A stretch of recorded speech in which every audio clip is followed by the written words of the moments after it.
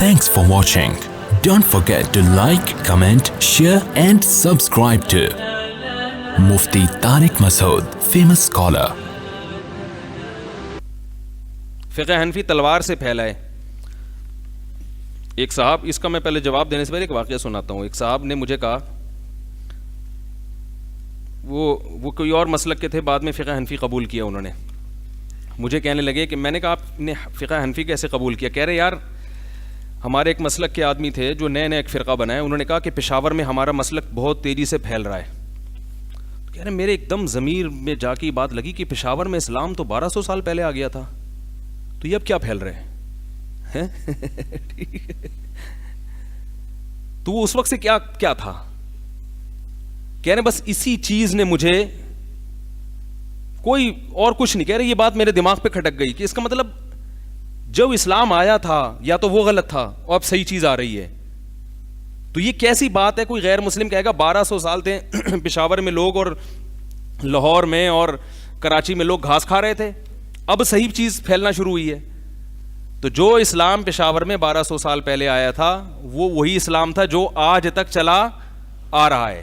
اگر کوئی کہتا ہے نہیں فقہ حنفی بعد میں آیا ہے, تو سوال پیدا ہوتا ہے جب بعد میں آیا ہے تو اس وقت علماء نے اس کے خلاف احتجاج کیوں نہیں کیا کہ یہ غلط چیز کیوں آ رہی ہے, یہ غلط چیز کیوں آ رہی ہے؟ تو لفاظی ہے, جیسے چورن ہوتا ہے نا, اس میں لفاظی کر کے بیچا جاتا ہے. پھکیاں ہمیشہ لفاظی کر کے ہی بیچی جاتی ہیں. ہاں تو فقہ حنفی تلوار سے نہیں. ہندوستان میں اگر اسلام تلوار سے پھیلا ہے بالفرض, تو پھر فقہ حنفی بھی کس سے پھیلا ہے؟ تلوار سے. اور اگر اسلام اخلاق سے پھیلا ہے تو فقہ حنفی بھی کس سے پھیلا ہے؟ جب اسلام آیا ہے ہندوستان میں تو فقہ حنفی ہی آیا ہے. اس کی سب سے بڑی دلیل یہ ہے, اول تو تاریخی کتابیں اٹھا کے دیکھیں آپ کو پتہ چل جائے گا. اور اگر ویسے آپ دیکھنا چاہیں تو مضبوط دلیل یہ ہے کہ اگر اس فقہ حنفی کے علاوہ کچھ اور آیا تھا تو جب فقہ حنفی آیا ہے تو اس وقت احتجاج کیوں نہیں ہوا؟ سب نے ٹھنڈے پیٹوں اس کو قبول کیوں کر لیا؟ کیا امت اتنی بڑی پورے بر صغیر میں گمراہی پہ جمع ہو گئی؟ سعودی عرب میں فقہ حنبلی ہے. آپ کہہ سکتے ہیں کہ فقہ حنبلی تو بہت بعد میں آیا ہے. فقہ حنبلی کا نام بعد میں پڑا ہے. یہ چاروں فقہ رسول اللہ صلی اللہ علیہ وسلم کے دور میں ان کے جو مسائل ہیں وہ موجود تھے, نام بعد میں پڑا ہے. جیسے مصحف عثمانی نام کیا ہے؟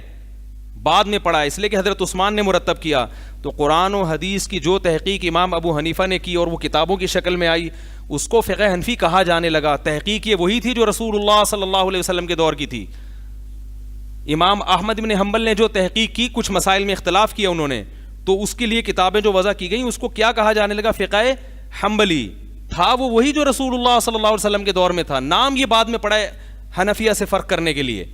تو یہ لفاظی ہے. جیسے قراتیں ہیں نا, ہم جو قرات کرتے ہیں ابو حفص عن عاصم کی قرات ہے. کوئی کہ بھائی ابو حفص یہ نبی کی قرات کیوں نہیں کر رہے؟ تو اللہ کے بندو, نبی صلی اللہ علیہ وسلم سے مختلف قراتیں منقول ہیں. ان میں جو قرات ابو حفص عن عاصم کے طریق سے ہے اس کو کیا کہا جاتا ہے؟ ابو حفص عن عاصم والی قرات, امام کسائی کی قرات. تو یہ نام دیے جاتے ہیں اس لیے کہ دوسری قرات سے یہ کیا ہے فرق ہے. یہ ساری کہاں سے نکلی ہوئی؟ نبی سے. تو یہ چاروں فقہ رسول اللہ صلی اللہ علیہ وسلم ان کی اصل ہیں.